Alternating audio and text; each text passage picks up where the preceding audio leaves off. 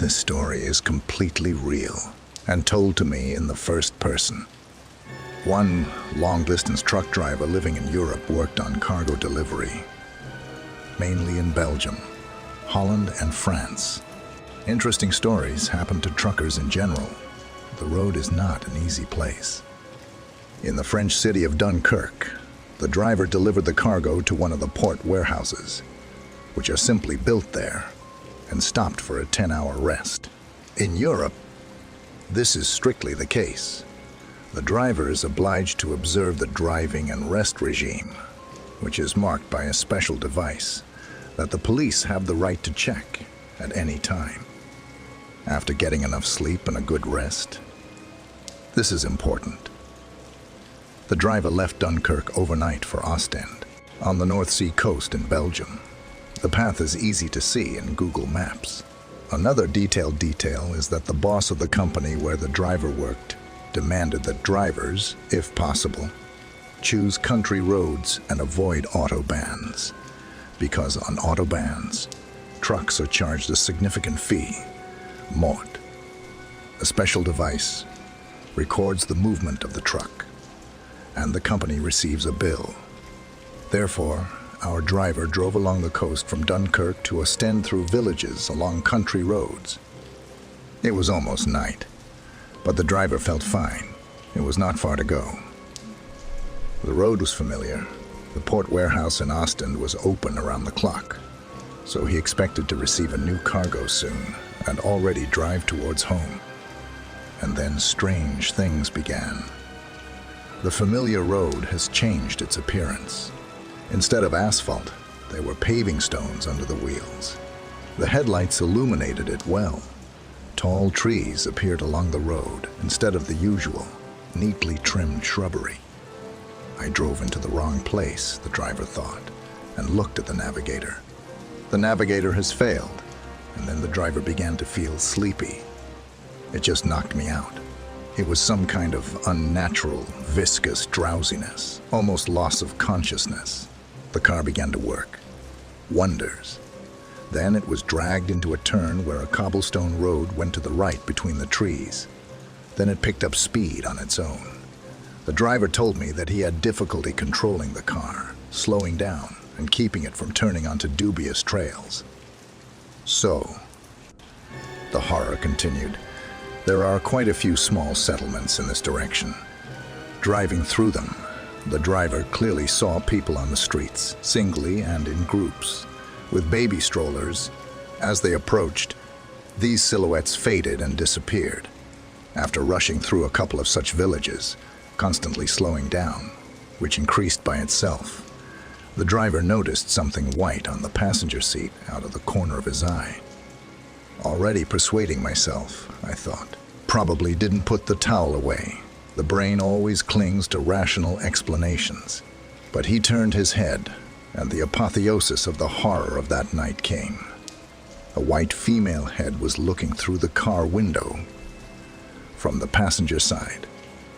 A woman's, he explained, because her long white hair was flying in the course of the car.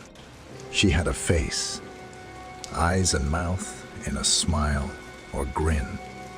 How I did not lose consciousness, I do not know, he said. I began to remember the prayer, but everything was confused in my head. Like a fog, some kind of confusion.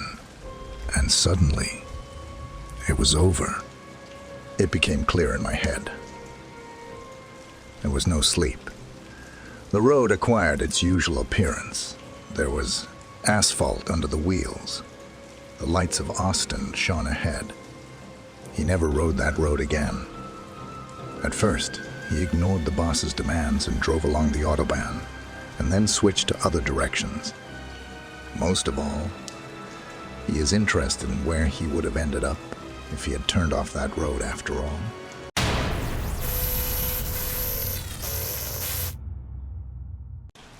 Two or 3 years ago, I had a chance to drive along a country road late at night.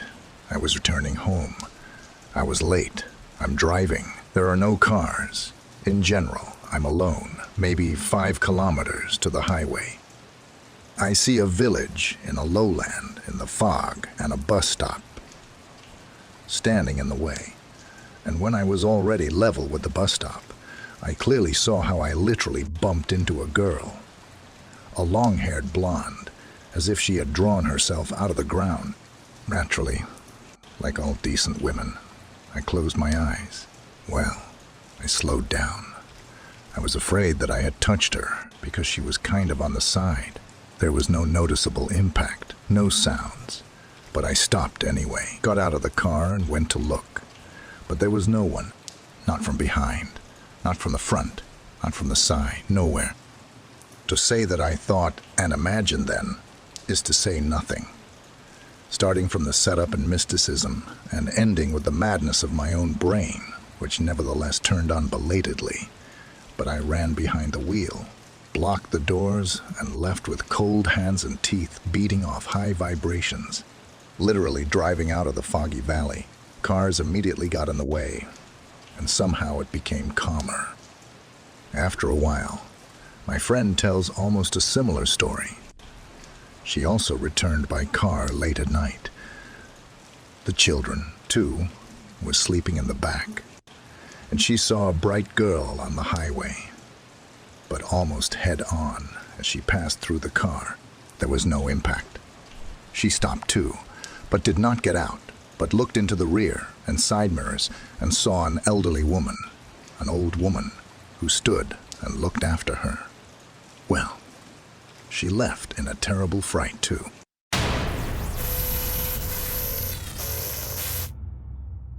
Actually, I have a good reaction, and the hares constantly crossing the road have never got under my wheels. But as recently as Saturday, a black cat jumped under my wheel. It came from absolutely nowhere. There are no bushes by the side of the road in that place, and I was not driving in the extreme lane. The cat seemed to materialize right in front of the car, completely black and fast as lightning. I saw her for a split second before she mysteriously disappeared under the car. I didn't even have time to put my foot on the brake. I ran over her with both the front and rear wheels. The car bounced like on a bump, twice. Then there was the most interesting part. I didn't see the squashed cat in the rearview mirror. I stopped in surprise and examined the road behind the car for a long time. It was empty. The cat disappeared as quickly as it appeared. I thought maybe it got stuck somewhere under the car or wound up on a wheel. I carefully examined the gap under the car and the wheels, but she was not there either. It's kind of mystical, I thought. I was home in a couple of minutes. I brought the groceries I bought into the kitchen and suddenly felt that it hurt to breathe. My chest and back were gripped like a hoop. I just couldn't move. Any movement hurt. I couldn't even lift an empty hand, let alone pick up an object. There was a sharp pain in the back immediately. I spent the whole weekend reclining. The muscles of the back seemed to cramp. Neither ointments nor attempts at massage helped. The hot bath helped a little. On the third day, I felt noticeably better. At least I could lift light objects. A spoon, fork, and glass. I have never had such pains. I am quite healthy. Where did they come from? And so strongly, and so suddenly. It only recently occurred to me that my feelings were as if I had been crushed by a car.